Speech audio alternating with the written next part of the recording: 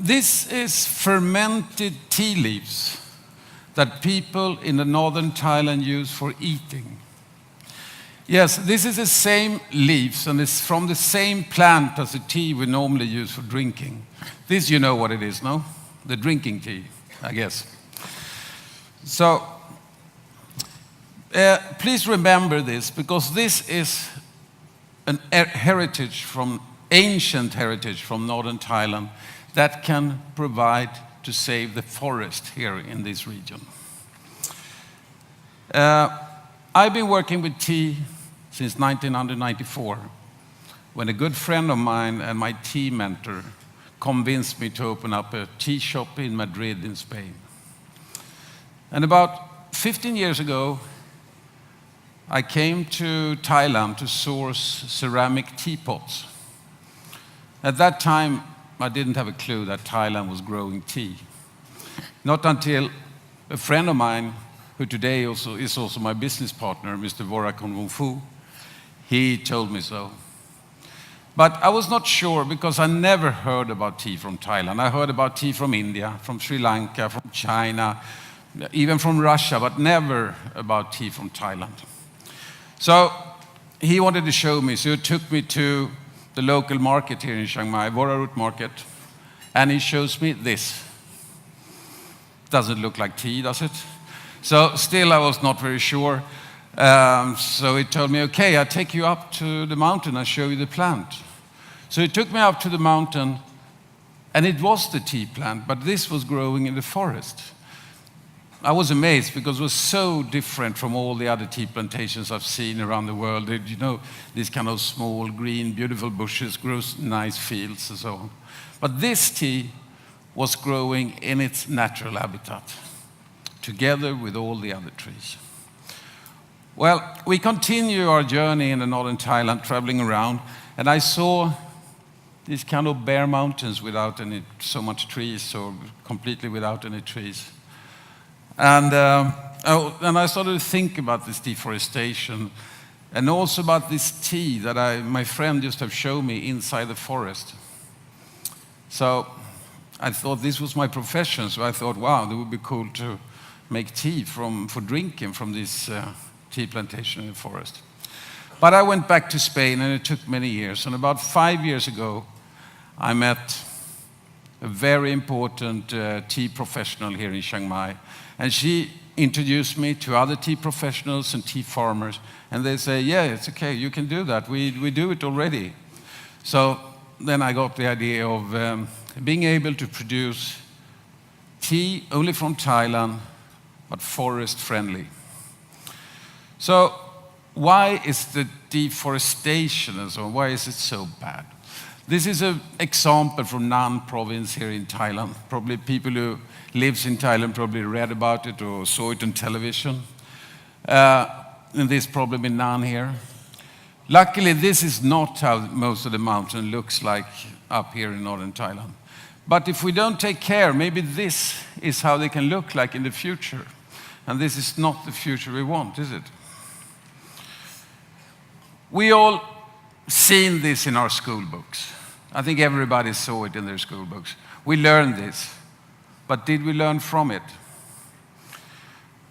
Even if you live in a condo in the center of Bangkok, you need the forest. Because the forest, it provides the oxygen for you to breathe. It cleans the air for all the pollution that we are throwing out. It gives us biodiversity. And it gives us the rain and keeps the water that we need to survive. So what can tea do to save forest or to help the forest? No, I'm not coming to that yet. First, I have to tell you a little bit about the deforestation. The deforestation is not new. It's been going on for a long time. In colonial times, the Europeans came here and took a lot of teak woods from these forests. And they came here to build teak wood for building ships or make furniture for their homes and so on. The Thai government had tried to do many things to stop this, but still illegal logging is going on. On top of that, in the 50s and 60s, Due to instability and wars in neighboring countries, there was a massive immigration coming here. The population tripled within 50 years. So this, of course, caused a lot of cutting trees and build houses, and they also need food, so a lot of more agriculture. These mountains are also, they also started industrial farming in this mountain for crops such as rubber, corn, and fruit production. All this have put the forest in the northern Thailand in a little bit of danger. So now I come to what tea can do to save this forest. But first, to answer that question, I have to first show you a little bit about the history of the tea plant. Today, as I said before, the tea grows in these beautiful tea plantations. They are very efficient. You can pick a lot of tea very quick. And in some plantations, you can also pick with machine. This efficiency, and also produce fantastic tea. And these efficient plantations are very important because tea is the second most consumed drink in the world after water. So we have to pick a lot of tea to give everybody their teacup. And now, take a look at this. This is also tea, but in its original form. This is wild tea. This has been growing for thousands of years in the mountains, in Thailand as well. And before the Chinese, who had this brilliant idea to invent the tea as we know it today, the tea for drinking, the tea was growing wild like this in the forest, and only in one area in the world, in the mountain chain between Assam in India, into Burma, Thailand, Laos, Vietnam, and Yunnan in China. And before the Chinese invented the tea for drinking, people in this area were using the tea for other purposes. They were using it for herbal medicine and also for producing tea, fermenting the tea for eating. And this in Thailand is called miang. This is still also popular in Burma and is called lapetto. And probably this was used in all this region where tea was growing wild before, but today forgotten in most of the places. So let's go back to Thailand. In Thailand, people like to eat the tea. They didn't drink much tea. They like to eat it, ferment it and eat it.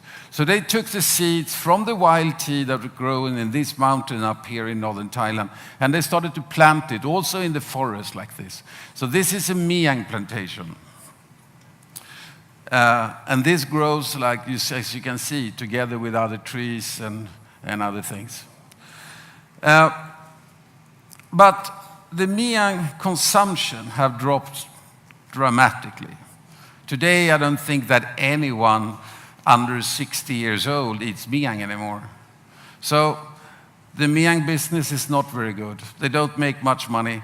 And this put this miang plantation in danger to be cut down and replaced for higher value crops. But what if we take this leaf and we start to produce the tea for drinking? Now the focus have changed, and we are talking about producing tea, producing the second most consumed beverage in the world. So this is quite different. And this tea plant, the tea plant from the miang plantation, they are strong and resistant. We don't need pesticides. We don't need irrigation system. And we want to preserve these tea plants because they are so strong, and they take their nutrition from the ecosystem. They are very good and strong. So by producing tea, we can put a value on this for the farmers. So now I'm going to come back to this. How can we save the forest with this tea? We turn this miang forest into high quality, ecological friendly tea. In this way, we can pay a higher price to the farmers, so they get a value for this tea plant in the forest, to grow it in the forest. In this way, they don't want to cut down the tree, because if they cut down the trees around it, we don't buy it anymore. So to achieve this, we and the farmers and local tea professionals, we are working together, sharing skills and knowledge and experience to try to make this tea to be a high-quality product that we believe the whole world demands. And this is the way that we can protect the forest. So this is another picture. Here we can see a mountain in Doi Va Huy mountain in Chiang Mai, and a healthy mountain on the other side. Normally when tea producers want to make tea from this Miang plant, for the tea they find in the forest, they cut down the forest all around the tea trees, all the unnecessary trees. So you can see here all these dots in that mountains, that is the tea plant. But you see that all the rest of the forest is cut down. And this has happened in Doi Va Huy. But we have convinced this tea producer in this mountain here to replant this forest, to reforest this mountain. So far they have planted 1,000 trees of 50 different varieties in this area here. So in the future, we will once again get a forest in its natural habitat. And this is a way that we also can use the tea or the income from forest-friendly tea to not only protect forest, but also actually reforest damaged area like this. So, to conclude this presentation have introduced a way of turning a local product that not so many people use anymore into something different that the world demands. Tea is the second most drink in the world. And many tea professionals, farmers, and community members have been part of developing this Monsoon tea business model, so that can provide income to the farmers by keeping the forest.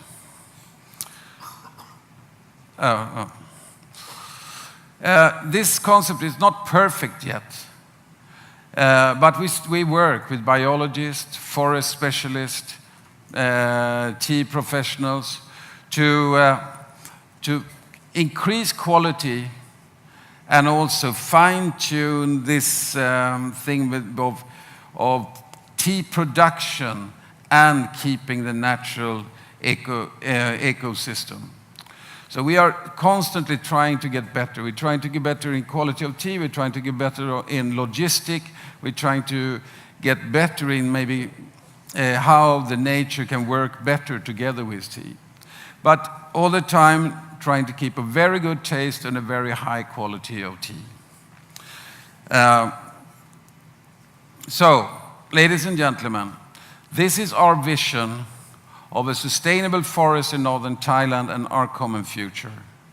And I encourage everyone to use their creativity to create a business such in the way that we can get the value to the forest that is worth. If we can start to make good products from the mountains where the forest still grows, we can help the farmers to get an income to keep the forest. So thank you very much. Khop khun krab.